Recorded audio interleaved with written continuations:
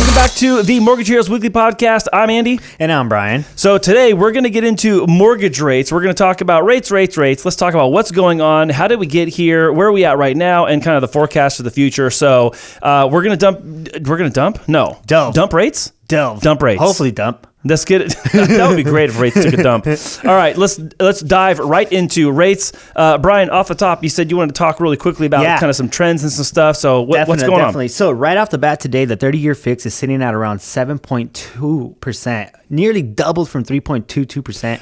What are the conditions for that, though? Is that a purchase loan? Is that a refinance? It's going to be just purchase loans. So I feel right now, since the climate is not too favorable for refinances, purchase is definitely the highlight of the conversation for rates. So compared to 2 years ago, to last year in 2022, the rates were at 3.22%.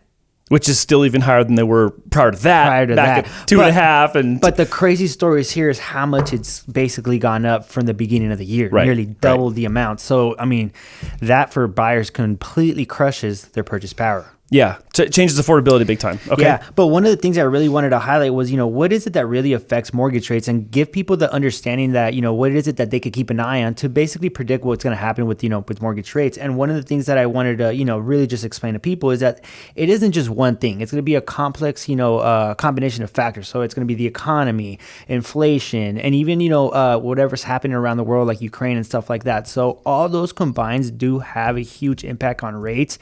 And then when inflation is not coming down, a lot of people tend to say, hey, well, what am I going to do with my money? And then that starts to cause, panic in the markets, as you're seeing. Yeah. So that's basically one of the biggest impacts that I feel is going to be what's determining rates moving forward, which is still inflation, which is still basically the debt ceiling that we just saw they put a Band-Aid on until 2025. So we'll see how that, plays out in the future. But the most important thing is that, these factors is what it's going to determine rates go up and go down. So the more that you pay attention to those, the more that you'll be in tune. Yeah. So coming into today, I was thinking about like rates and like the function of rates and then like the finesse of rates. So what you're talking about is like some of the function of the rate, the things that are weighing in on the decision. I'll just say the decision makers who are holding the purse, right? Yeah. So there's this big purse of money, and money is going to go to places in the market where there's opportunity to have a good return, safety, liquidity for various reasons, right? Yeah. Depending on the fund, the size, the type. But the mortgage-backed security market is where mortgage money comes from. Mm-hmm. And so the amount of money that is put into the mortgage-backed security market directly impacts and affects how much can be lent out to people, let alone like talking about affordability and, getting an underwriting approval. Like even before that, it's like, how much money is there? So that function has dramatically changed. Back in 2020 and 2021, the Fed was buying billions, tens of billions of dollars a month of securities, and that included mortgage-backed securities. So when the Fed had their thumb on the scale, if you will, they had their big purse open, shoveling money towards mortgage-backed securities. That's what helped rates come low. So again, the function part is, okay, the Fed's not in the game anymore. The Fed's like, they closed their purse, the purse is empty, they walked off, they're gone now. And so now the only players that were there before that happening are the ones now left still. So that the supply of money has changed, and mortgage rates very closely follow the 10-year yield, which is a measurement of like what is considered a pretty safe and secure mid-term investment, or a way to park money like for a 10-year period of time with a specific return.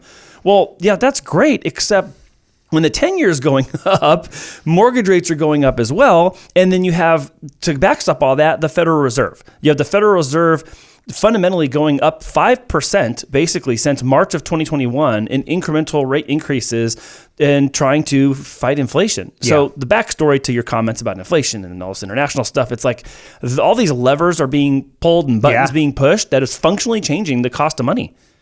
And in the long term, we still see that everything's going to still play out in the favor of hopefully the people. But as we see, I don't think that's too common of an answer. But not all people. I think it's the participants. Yeah. Right? It'll play out in the favor for people who, we've talked about this, people that are buying homes now, but they know they're going to stay there 10, 15, 20 years.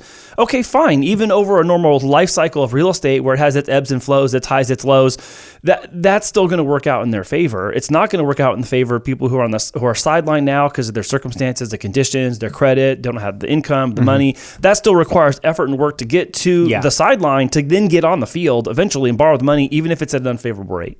Yeah, and even though rates are high right now, as we see rates start to come down, even if they drop to like 5%, even 4%, I predict that the the market's going to get swarmed again. So right now, the opportunities that present themselves is still like, if you can weather the storm, you're going to be able to then, reap the benefit of not having to go towards that even more, competition in the market. Yeah. But where do we think, mortgage rates are going to be, going into the summer and the remainder of the year? I think, my knee-jerk reaction is we're stuck. I think we're stuck in this 6 and 7s. Yes. It would be awesome to see a leading number of 5, like a 5 handle would be great. A 5 in front of anything else following it, that would be fantastic. And that would swarm the markets with a whole bunch of buyers. Which then has its own outcome, because then that cascades into the house prices staying high or even increasing, like they're increasing now, even at these rates. Because I think the mentality has changed. The behavior of the buyer has changed. Yeah. They're saying, hey, even though rates look like this, now I'm not making a rate-based decision. I'm making a life and condition-based decision. Of course. So it will cost me now, but I will save later over the course of time, because I'm going to be paying this money for rent anyways. If I'm paying this big housing bill, it might as well be for a place I own, like we talk about. Yes. It might as well get it now versus wait till later when it's more expensive, like we talk about.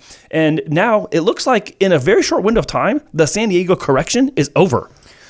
I think the price correction is over, and rates coming down would make them go higher again. They've already stabilized. So I think 6 to 7% is where they're going to keep it, because this is the finesse part. I think in my function and finesse notes, in the finesse part, I think it's going to have to stay that way, because the markets are trying to finesse what the future is going to look like and how viable this system is for generating the return on investment that these people have on their money. So these hedge funds and people buying mortgage-backed securities, they're having to measure, okay, well, am I going to put it in this basket of mortgage-backed security or somewhere else that's going to generate a return that I trust and I want? So buyer appetite, percentage of home ownership, all those kinds of things go into that psyche and that decision-making process of whether money comes into mortgage-backed securities or not. And I think right now there's a hesitation, and that hesitation is leaving less money in the system. The purse is a little smaller now. I think the purse is going to be small through the rest of the year. Yeah. The Fed said they're not going to step back in. So who's going to come in with, let's say, $100 billion or $500 billion over the next 6 months? No one. No one. Not with all this uncertainty. And it goes right to what, National Association of Realtors forecasted that rates would be around 6 to 5.5% by 2024. Okay, that's great. Right that's around that right 5 around handle. Exactly. And then they went on to say that as soon as that happens, markets are going to get flooded. So right now is probably your best bet in the long term, because we're still backed up on so much inventory that it isn't available to people. So they're going to go right back to the same story of low rate, low inventory, high price. Yeah.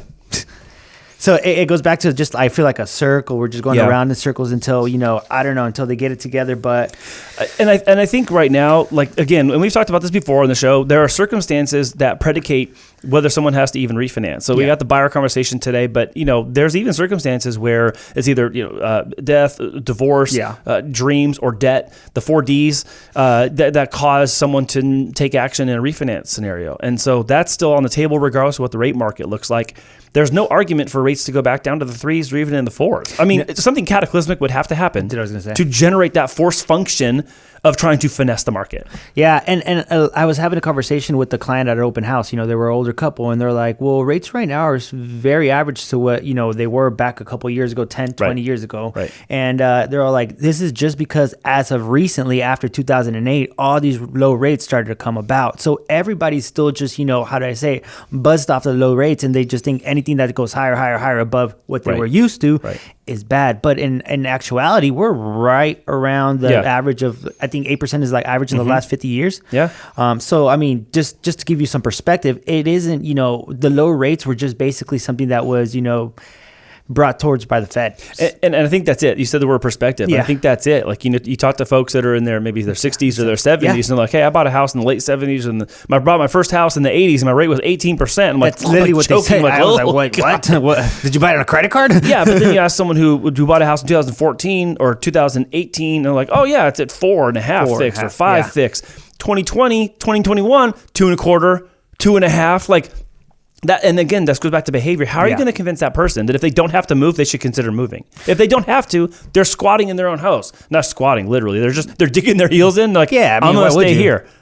No, why would you move? I mean, you got the low payment. Your house is basically worth virtually more than when you probably bought it. which spills into the inventory issue. Exactly. So then it leaves the question, what can people be doing right now to be able to make sure that they're getting the best rate, or they're staying aware of what's happening so that they can make the best decisions? The short answer, fundamentals. It's all the fundamentals. Make sure you keep your job. Make sure there's not any like big gaps in employment so that your month over month income statement look the same. If there's an opportunity to get a raise at work, great, go get it. If there's a promotion for you that you're up for, awesome, consider it. Yeah. If you can pay down your debt, do it. If you can minimize the amount of lines of credit you open, do it. If you do pay off your debt, do not close the line. Oh. That's an important one. If you do pay off the debt, do not close the line of credit because it chops off your credit history, and most people don't talk about that. No, they don't. And another insider tip is that at the moment that you want to get pre-approved, if you want to get quoted the lowest rate, make sure you pay down all your credit cards to either 30% below, and if you even can, 30% below what? 30% below 30% of the balance. The balance, yeah. And make sure that even if you can, 10% below would actually help you even more, but 30% keep it below. Anything above that, it's going to start to creep into your credit scores and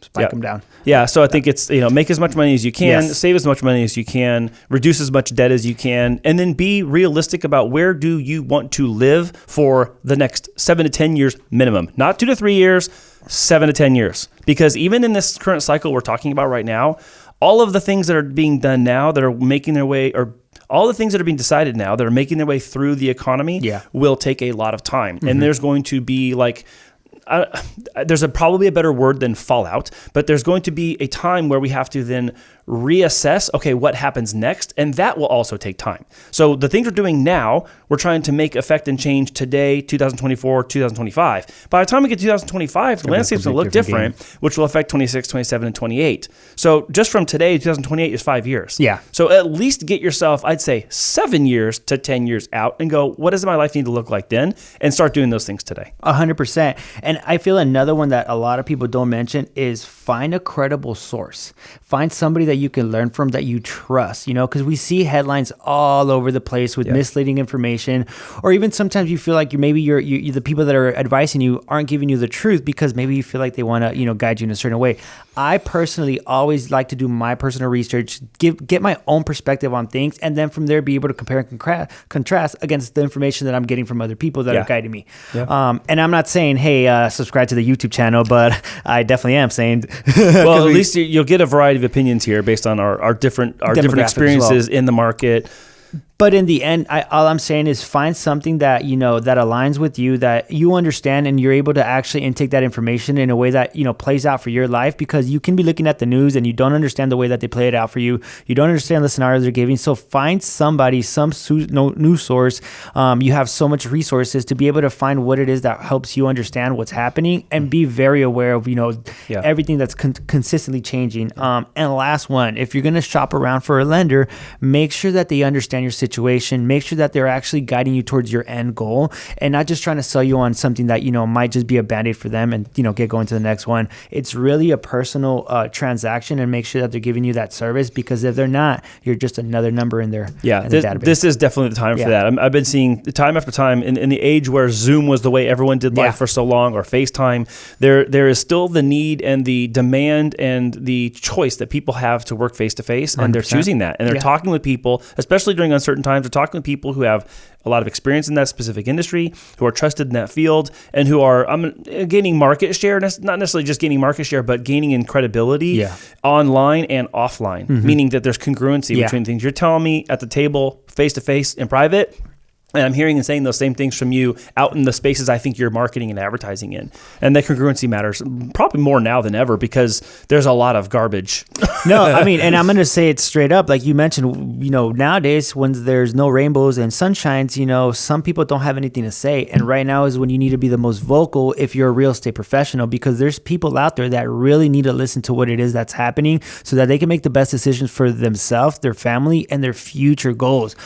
Because honestly, everything's changing every day. So if you don't stay up to date, you're going to get caught in a bad place. And the demand is there. We 2 episodes ago had a show about how Memo had his buyer was 1 of 5, and you had a buyer that was 1 of 30, and both those got in. But that means in his situation, 4 people are left looking still, and in yours, 29 other people are still left looking. So, and that's just 2 clients. I mean, that's multiplied by the whole county. How many people are searching in San Diego? Yeah, a lot more than that. I don't know the number, but just think of that as far a multiple. That's insane. Ridiculous. So, this was good, man. man. Good chat about rates. I know we're going to have more about that. This is good. This is good kind of have like a mid-year check-in, kind of what caused us to get here, why are we here, where are we at, where we're going. We're going to end up doing this at the end of the year in our recap show, but this will be a nice little barometer for us. See where we're at. See where we're at. Let's see what happened, and then go from there. So thanks again for listening to the Mortgage Heroes Weekly Podcast. Remember to subscribe on YouTube, Apple, and Google, and we'll see you again next week. Later, guys.